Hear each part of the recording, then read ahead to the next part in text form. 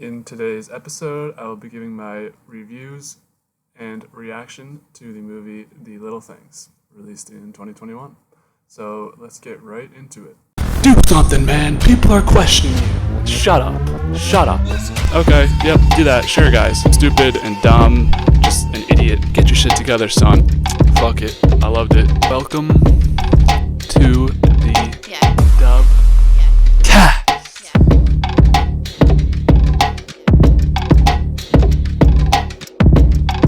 The Little Things was released January 29th, 2021, a very recent movie.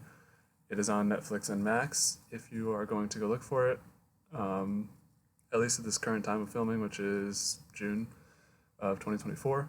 So the genre of The Little Things is a neo-noir psychological crime thriller. So mouthful there. The runtime is 2 hours and 8 minutes. It had a budget of $30 million. The director is John Lee Hancock, who I was not familiar with his work besides the movie The Blind Side, which is great. So just knowing that, The Blind Side's good. So we'll see what I think about this movie. But okay, so the stars in the movie, we have Denzel Washington, we have Rami Malek, we have Jared Leto, we have Natalie Morales. Those are our stars in the movie. So, as usual, I'll go into my non-spoiler review, give a brief plot synopsis, and then my overarching review of the movie, and then give it the score, talk through where it lands with the other movies I've reviewed on the Dubcast so far, and then after that, I'll reveal the spoilers of the movie, and then go through my thoughts and reactions throughout the film, as usual. So, starting it off, we are opened in the movie with a teenage girl being stalked by a person in a car. Basically, she's trying to escape from this guy. There's like, it's kind of a weird scene because she's just like driving and then the car just like weirdly stops and goes after her. But she realizes that she's being chased. So she pulls into a gas station and then really panicking, she like drops to her knees in front of this trucker. Got the point across. She escaped. Good job. So anyways, that's the opening to the movie. So we go back to, I think it's a couple years later. We meet Joe Deek, quote unquote Deacon, and he is sent to collect evidence for a murder that his police department is investigating. He's a police officer. Doesn't look like he does much as of right now in this job. He's kind of just like a patrol kind of guy. So while he's at this new place, he meets Jimmy Baxter, who is Rami Malek's character, who is a new lead detective trying to find results for the string of murders / serial killer that has been running rampant in 1990s Los Angeles, which is where this movie takes place. So they end up developing a camaraderie, realizing that they're similar because Deke used to be a detective and Baxter is now a detective, and they both kind of care a lot about their cases and stuff. So basically the whole movie is them teaming up and trying to find the killer of the movie. So that's where I'll leave off with the non-spoilers. So going into my overarching review, I actually appreciated the story a lot. I could see where people didn't really like it. Just based off reviews I've read online, people didn't like the way it ended. I could see how that's not really for everyone, but I appreciated the way that they handled it and what they were trying to tell. So I like the ending. I like the story. I thought both Denzel Washington and Rami Malek did a great job in their roles as the old cop, who's kind of done it all, which was Denzel in this movie, and then the new kind of uptight guy who's very wrapped into everything, which is Rami. So probably butchering names. Don't kill me though. Anyways, thought they both did a really good job acting. Also loved Jared Leto in this movie. Thought his role was really interesting. The way he played it was awesome.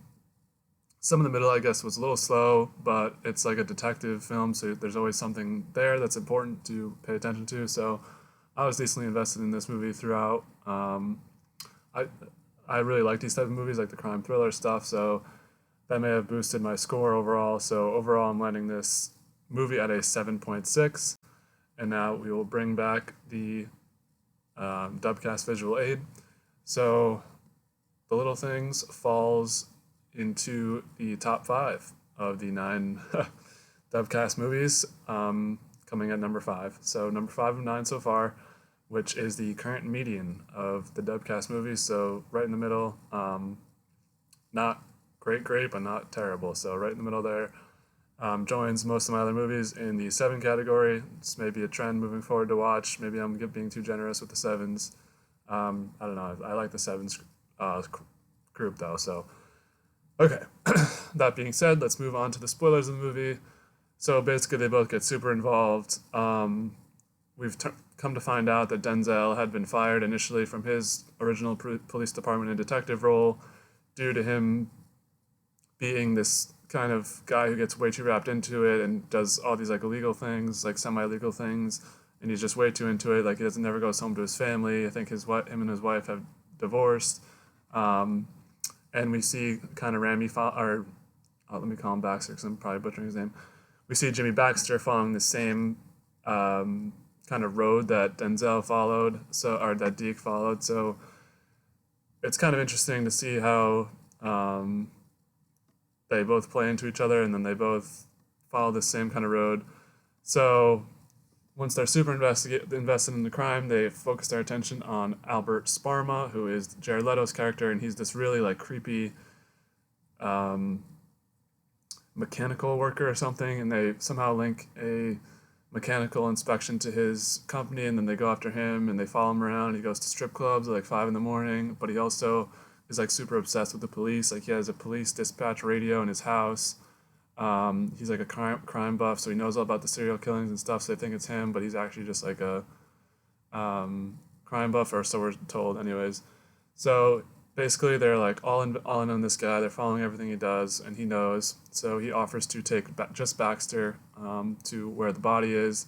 So there's this missing girl that Jimmy has been really seeking to find because her parents or something are really invested. Like it's just a really personal case for him because he's super tied into it. I'm forgetting the specific reason why, but basically he's like super interested into where this girl is going.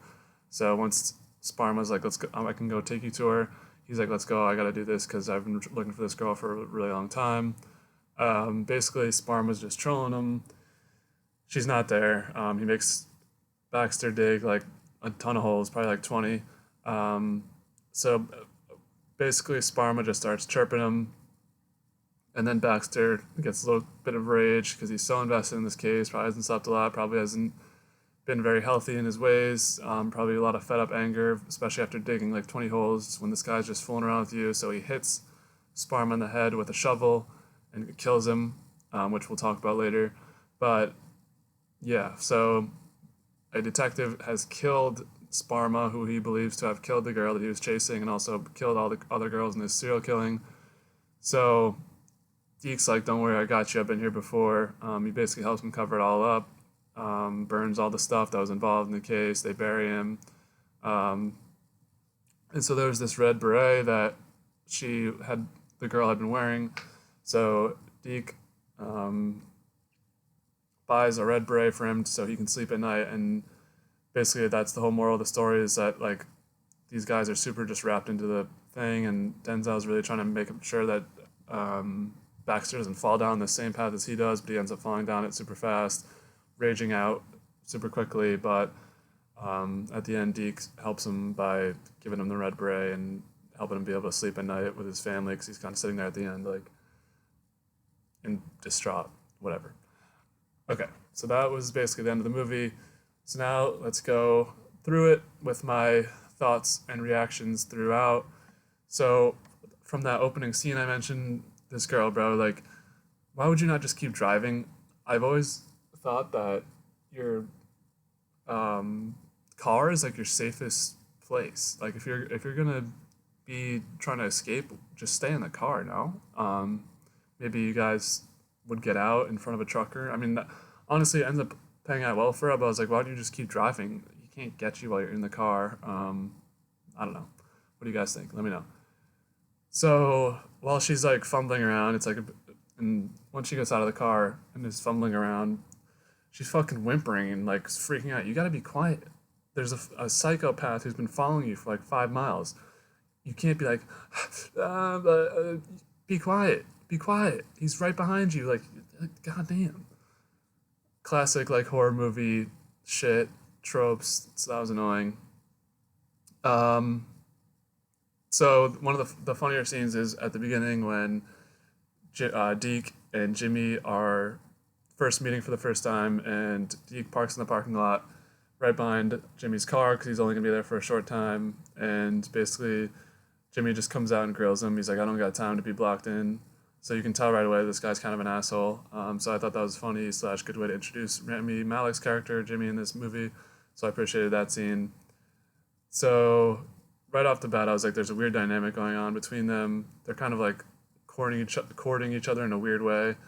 We can tell Jimmy kind of respects Deke, but the whole department's like, no, we can't like deal with this because the department that Jimmy's working at is actually the one that Deke got fired at. So I don't know. There's a weird dynamic off the bat, and then right away you're questioning what did Deke do to his old department.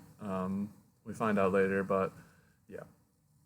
Something I didn't mention in my overall review actually was I really like the music of this movie, just the soundtrack and the score and whatever. I thought it really added some like tension, and you can tell it's trying to go for this like noir feel to it. So I really appreciated the kind of they play these like chilling little things every now and then. So I thought those were really effective, and I really liked it, especially at the beginning. So to me, I thought that it was weird the way that everything all plays out with how Jimmy just is like, yeah, just come solve this case with us. Like, I guess Deke was a former star detective, but bro, like, you have so many other cops at your disposal. You're gonna make this guy come from. I guess well, the thing is, Deke's like fiending to fucking do this shit. So I mean, I was like, why would you do this? It just seems weird that this would like happen, but I guess it's probably not that uncommon in police when you like know a guy's good at being a detective and shit. I don't know. Just seemed a little weird to me. Police officers, if you're out there, let me know if that's common or not. So yeah, we got Deke is trying to like spit game to this chick on the highway who's probably like 30 years younger than him. I mean, this is old. This is Denzel Washington as of 2021, bro. Like, you're like pushing 60, bro. She's like just probably in college, and you're like trying to do this weird shit in the traffic. Like, stop.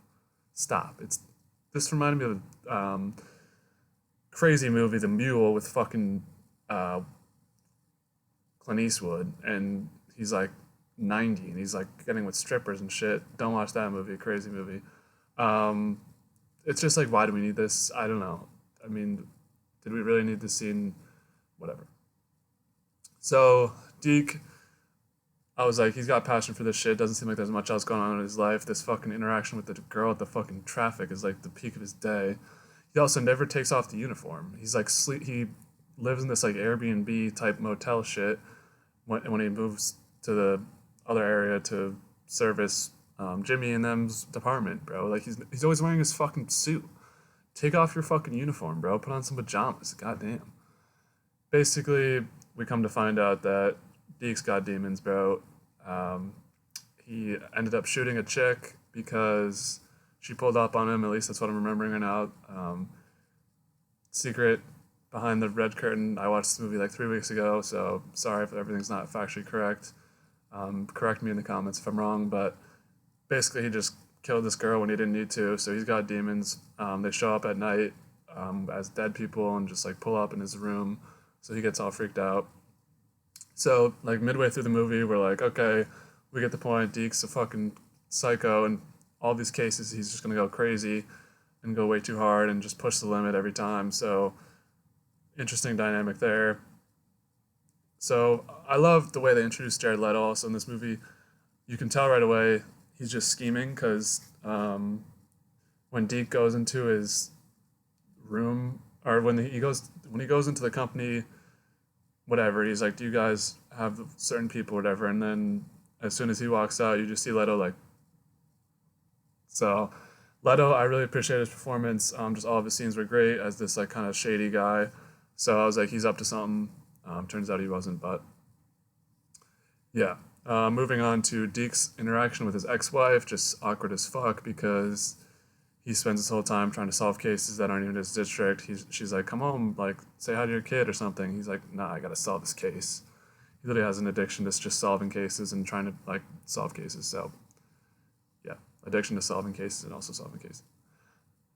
Moving on, quote of the movie, I think Deke said it. He was like, it's the little things that are important that get you caught. So I think he was trying to preach here. Honestly, trying to tie this movie title to this quote, not really seeing it, to be honest, but I guess it's fine. The little things, man, they'll get you caught. Okay, so weird take alert. So skip ahead 10 seconds if you don't want a weird take. I found when Denzel fucking smiled, it was actually like mad pleasant in this movie because fucking it's like an hour and a half before he smiles. But when he smiles, you're just like, you have to smile too, because it's just like Denzel Washington smiling. You're like, smile, man. Wow, it was just pleasant. I don't know, I noted that. So moving on, we got the good old chase game where they initially start with Sparma, and he kind of leads them on this like bullshit ritual where he's like going to strip clubs and staying out mad late. So respect to Sparma. He's playing the chase game. When you know you have a tail, you gotta be pull all this bullshit and stuff. So respect. Again, giving off the vibes that he's just creepy as fuck. So one thing I will take issue with is Baxter's character to the fucking fingerprint guy. He's like screaming at him. Like this poor fingerprint guy's trying his best. It's not easy doing fingerprints in the 1990s, bro. He's got fucking technology and shit. He doesn't have anything. So don't come into his office like 3 times during this movie and fucking freak out at him, which just shows the anger issues that play out later. But bro, like this poor fingerprint guy is just trying to fucking cash his check and go home. Goddamn. Yeah, so eventually they bring in Sparma into the interrogation room and he's like trying to control the room. It's like this weird ass interview where it's like good cop, bad cop, where Baxter's interviewing him with the Deke's on the phone and just like calls in to be bad cop. So like it's weird. And then Sparma's just weird. He's like admits to getting off to something. I forget what it was. He's like trying to control the room. He knows how these police interviews work. So I thought at this point he was clearly guilty of something. But then right after that, I was like, it's way too obvious to be him. It's got to be somebody else. Yeah, so that was where I was at, like probably 3/4 of the way through the movie. So they decide after this interview, they don't really get much. They can't pull anything on him. They don't have a warrant, but these fucking 2 psychos who are addicted to solving cases, of course, they're just going to break into somebody's apartment because why not? It's this really intense scene where Deeks has to like get in and get out of his apartment. He does successfully and he's like on the roof, which is funny. But then once Sparma realizes that they duped him because they called him to go to get a drink, he like calls the cops and he calls like a shooter to his own house. So that was interesting play there. This guy's smart. Sparma's smart. So respect to him. Yeah, Deke on the roof is just mad funny. I didn't know what the hell was happening. We find out later that he was calling the cops, but just like 5 cop cars roll up to his house. I was like, what the fuck is happening here? And yeah, he called officer down. He didn't call a shooter. He called an officer down at his own house. So crazy play by Sparma, 1,000 IQ. You get my props. Honestly, his character was just insane and was one of the coolest parts of the movie. So initially, once Baxter's asked by Sparma to go with him in the car to go find the girl, I'm like, this is a horrible idea, which of course it was. Like, you think he's actually going to drive you out there, and then once you find the body, you're out there alone with this guy? Like, what are you doing, bro? This was the dumbest decision in the movie. What are you doing, bro? You're going out with the guy you think killed like 17 girls. He's going to take you to a place, and then you're going to dig up this girl, and he's just going to sit there? What the fuck was the logic, man? Fuck. Baxter, man, I'm a big Rami Malek guy. Again, probably fucking up his name, sorry. But his character, bro, what were you doing, bro? Like, you're supposed to be this hotshot guy. He fucking falls into every single trap. God damn. Anyways, yeah, like, why would he willingly bring him? The missing chick, I knew something fucked was gonna happen. And it turns out Baxter, his fucking anger issues, does it. Ugh. Anyways, so smacks him upside the head with a shovel. And my question is, could one shovel hit kill you? I mean, Sparma in this movie, or Jared Leto in this movie, is not like a skinny guy, bro. He's got some weight to him. If you get hit once in the head with a shovel, like, are you dead? I don't know, man. I mean, maybe I should have done some research to this. What do you guys think? One shovel hit to the head, you're done? I don't know. I mean, GTA, you hit people with a baseball bat like 3 times. Obviously, GTA is not an accurate representation of life, but fuck, man. If someone could just hit me with a shovel once and I die, bro, I gotta stay strapped, bro. God damn. Gotta watch out for them people with shovels. So once he hits him with the shovel, Deke just goes 0 dark 30 mode. He's like, we're getting rid of everything. Like, he knows exactly what the fuck to do, which was creepy.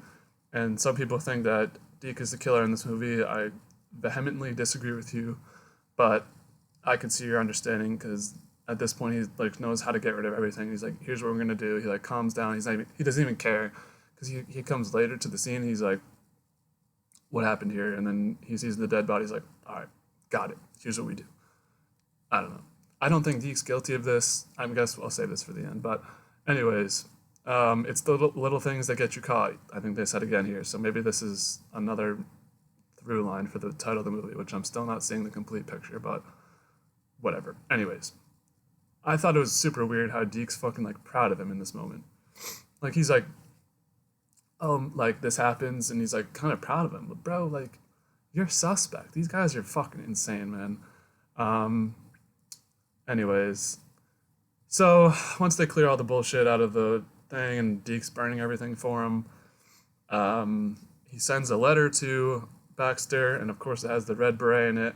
And I was like, oh, maybe he actually found the red beret at his house, like because he goes to clear out Sparma's house once he's dead. They go clear out his apartment, make it look like he went on the run. Maybe he actually found the red beret. Maybe he's actually guilty. Turns out he just fucking bought it at Walmart. So Sparma was not the killer. I think that's made very obvious throughout the film to me. So that would lead Denzel to being the killer if like it's a character in the movie. My theory is it wasn't even a character in the movie. I don't think anyone in the movie we saw was the killer besides we did see him at the beginning. But I need to go back and watch that opening scene of the guy chasing the girl at the beginning, because I feel like the build was not Denzel. And I don't think Denzel is so obsessed with this and has demons over, like, I mean, I guess the demons part is understandable, but it's the demons are the people that he fucked up and shot. So I don't know. What did you guys think that Denzel was the killer in this movie? I didn't really think so. I think it was supposed to be left ominous. I don't think the point of the movie is to like try and figure out who the killer is. I think the point of the movie is that like these cops get so fucking involved in this shit that it like just leads to downfalls, and we also just see the downfall of Baxter following the like exact same road that Deke went down. So yeah, overall, really enjoyed this movie. Well, just enjoyed it. Didn't really enjoy it. Lands middle sevens for me. What would you guys rank it? Did you love it? Did you hate it? What would you rate it? Shout out Fantano. Yeah, so that's gonna wrap up my review here of The Little Things. Decent watch. Probably recommend it if you like crime movies and stuff like that, just because it has a different spin on it. So moving forward, I actually am excited. We got some loaded podcasts this week. Plan right now. This will come out on Monday, the 3rd of June. Then Wednesday, I will be joined with a guest to review the first 2 episodes of The Acolyte, the new Star Wars series coming out.